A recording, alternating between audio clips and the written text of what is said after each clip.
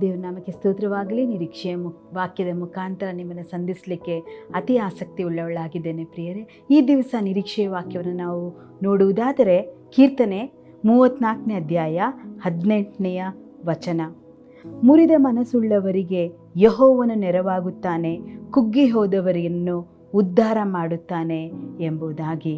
ಮುರಿದ ಮನಸ್ಸುಳ್ಳವರಿಗೆ ಯೆಹೋವನು ನೆರವಾಗುತ್ತಾನೆ, ಕುಗ್ಗಿ ಹೋದವರನ್ನು ಉದ್ಧಾರ ಮಾಡುವಂಥ ದೇವರು ಆತನಾಗಿದ್ದಾನೆ. ಯಾಕೆ ದೇವರು ಮುರಿದ ಮನಸ್ಸು ಮತ್ತು ಕುಗ್ಗಿದವರನ್ನು ಆತನು ಪ್ರೀತಿಸುವಂಥ ದೇವರು?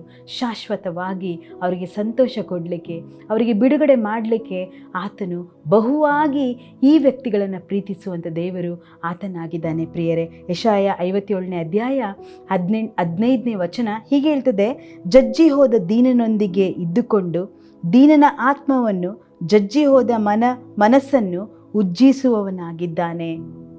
ದೇವನಾಮಕ್ಕೆ ಸ್ತೋತ್ರವಾಗಲಿ. ಜಜ್ಜಿ ಹೋದವರ ಜೊತೆ, ಮುರಿದ ಮನಸ್ಸುಳ್ಳವರ ಜೊತೆ ಸ್ವಾಮಿ ಯಾವಾಗಲೂ ಇರ್ತಾನೆ. ಒಂದು ವೇಳೆ ಈ ದಿವಸ ಕಣ್ಣೀರಾಗ್ತಿದ್ದೀರಾ, ಒಂದು ವೇಳೆ ನಿಮ್ಮ ಜೊತೆ ಪ್ರೀತಿ ಮಾಡಿ ಯಾವಾಗಲೂ ನಿಮ್ಮ ಜೊತೆ ಇರುವಂತಕ್ಕಂಥ ವ್ಯಕ್ತಿಗಳು ನಿಮ್ಮನ್ನು ಬಿಟ್ಟು ಹೋದಾಗ, ನಿಮ್ಮನ್ನು ಅಗಲಿದಾಗ, ಇಹಲೋಕವನ್ನು ಬಿಟ್ಟು ಹೋದಾಗ ಆದಂಥ ನೋವು ಅನೇಕವಿದೆಯಾ? ದೇವರು ನಿಮ್ಮ ಜೊತೆ ಇರುವಂಥ ದೇವರು ಆತನಾಗಿದ್ದಾನೆ. ಜಜ್ಜಿ ಹೋದವರ ಜೊತೆ ಆತನು ಯಾವಾಗಲೂ ನಿರಂತರವೂ ಇರುವಂಥ ದೇವರು ಆತನಾಗಿದ್ದಾನೆ ಪ್ರಿಯರೇ. ದೇವರ ನಾಮಕ್ಕೆ ಸ್ತೋತ್ರವಾಗಲಿ. ಆತನು ಮುರಿದ ಮನಸ್ಸು ಆತನಿಗೆ ಬಹು ಇಷ್ಟವಾದ ಒಂದು ಯಜ್ಞವಾಗಿದೆ.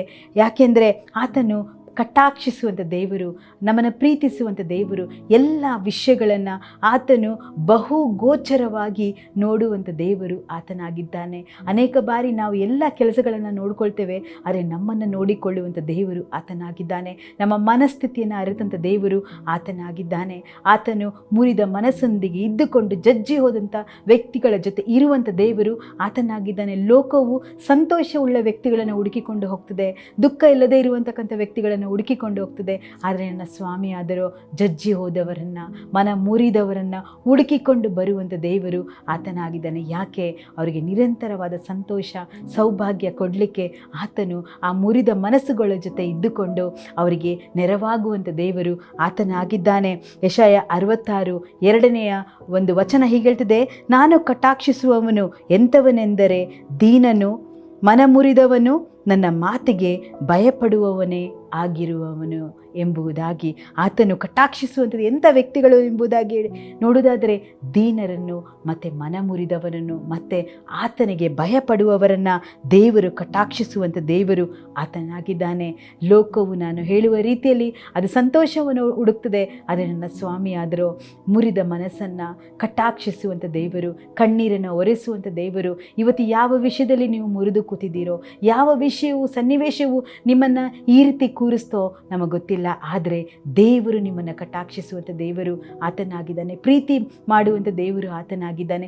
ದೀನನ ಜೊತೆ ಇದ್ದುಕೊಂಡು, ಮನ ಮುರಿದವರ ಜೊತೆ ಇದ್ದುಕೊಂಡು ಅವರ ಗಾಯವನ್ನು ಕಟ್ಟಿ ಅವರಿಗೆ 2ರಷ್ಟು ಸಂತೋಷವನ್ನು ದಯಪಾಲಿಸುವಂಥ ದೇವರು ಆತನಾಗಿದ್ದಾನೆ. ನಿಮ್ಮ ಒಂದು ದುಃಖ ಹೋಗಿ ಸಂತೋಷ ಬರುವಂತಕ್ಕಂಥ ದಿನಗಳು ಬಹು ಬೇಗನೆ ಬರುವಂಥದ್ದಾಗಿದೆ ಪ್ರಿಯರೇ. ನಿರೀಕ್ಷಿಸಿ, ಅದಕ್ಕಾಗಿ ನಿರೀಕ್ಷಿಸಿ, ಸಂತೋಷಕ್ಕಾಗಿ ನಿರೀಕ್ಷಿಸಿ, ಸಂತೋಷದ ದಿನಗಳಿಗಾಗಿ ನಿರೀಕ್ಷಿಸಿ, ಕಣ್ಣೀರನ್ನು ಒರೆಸುವಂಥ ದೇವರ ಜೊತೆ ನಿತ್ಯವೂ ನಿರೀಕ್ಷಿಸುವಂತೆ ದೇವರು ತಾನೇ ನಿಮ್ಮನ್ನು ಆಶೀರ್ವದಿಸಲಿ. ಪ್ರಾರ್ಥನೆ ಮಾಡೋಣ. ದೇವರೇ, ನಿನಗಿಷ್ಟವಾದ ಯಜ್ಞ ಸ್ವಾಮಿ, ಮುರಿದ ಮನಸ್ಸು ಅಪ್ಪ ಅವುಗಳನ್ನು ಕಟ್ಟುವಂಥ ದೇವರು ಸ್ವಾಮಿ. ದೇವರೇ, ಯಾರ್ಯಾರು ಮನ ನೊಂದು ಕರ್ತನೆ ಈ ಸಮಯದಲ್ಲಿ ಅಪ್ಪ ಈ ಒಂದು ಕಾರ್ಯಕ್ರಮಗಳನ್ನು ವೀಕ್ಷಿಸ್ತಾ ಇದ್ದಾರೋ ದೇವರೇ, ಅಪ್ಪ ನೀನು ಅವರನ್ನು ಇಷ್ಟಪಡುವಂಥ ದೇವರು, ಅವರನ್ನು ಪ್ರೀತಿಸುವಂಥ ದೇವರು ಸ್ವಾಮಿ. ಅವರನ್ನು ಮುಟ್ಟು ಸ್ವಾಮಿ, ಮುರಿದ ಮನಸ್ಸುಗಳ ಜೊತೆ ಇದ್ದುಕೊಂಡು ನೀನು ಕಾರ್ಯ ಮಾಡುವಂಥ ದೇವರು. 2ರಾವರ್ತಿ ಸಂತೋಷವನ್ನು ಅವರಿಗೆ ದಯಪಾಲಿಸು, ಅವರ ಕಣ್ಣೀರನ್ನು ಒರೆಸು ಸ್ವಾಮಿ. ಒಂದು ವೇಳೆ ಯಾವುದಾದ್ರೂ ಕುಟುಂಬಗಳಲ್ಲಿ ಜಗಳಗಳು, ಕಲಹಗಳು ಇರುವುದಾದರೆ ಸ್ವಾಮಿ ಅಪ್ಪ ಅದನ್ನು ತೆಗೆದುಹಾಕಬೇಕಾಗಿ ಪ್ರಾರ್ಥಿಸ್ತೇನೆ. ಸಮಾಧಾನದ ದೇವರು ತಾನೇ ಆ ಕುಟುಂಬದಲ್ಲಿ ಸಮಾಧಾನವಾಗಿ ನೆಲೆಯಾಗಿರಬೇಕಾಗಿ ಪ್ರಾರ್ಥಿಸ್ತೇನೆ ದೇವರೇ. ಅಪ್ಪ ದೇವರೇ, ನಿನ್ನ ಸಮಾಧಾನ ದೊಡ್ಡದು ಸ್ವಾಮಿ. ಆ ಸಮಾಧಾನವು ಅವರಿಗಿರಲಿ ಸ್ವಾಮಿ. ಅಪ್ಪ ದೇವರೇ, ಅವರ ಅಪ್ಪ ಜೊತೆ ಇದ್ದುಕೊಂಡು ಕರ್ತನೆ ಎಲ್ಲ ಕಾರ್ಯಗಳನ್ನು ನೀನು ಸಹಾಯದಿಂದ, ನಿನ್ನ ಬಲದಿಂದ ನಡೆಸಿಕೊಡಬೇಕಾಗಿ ಎಲ್ಲ ಪ್ರಾರ್ಥನೆಗಳು ಯೇಸುವಿನ ಹೆಸರಲ್ಲಿ ಬೇಡಿದ್ದೇವೆ ತಂದೆಯೇ. ಆಮೇನ್, ಆಮೇನ್.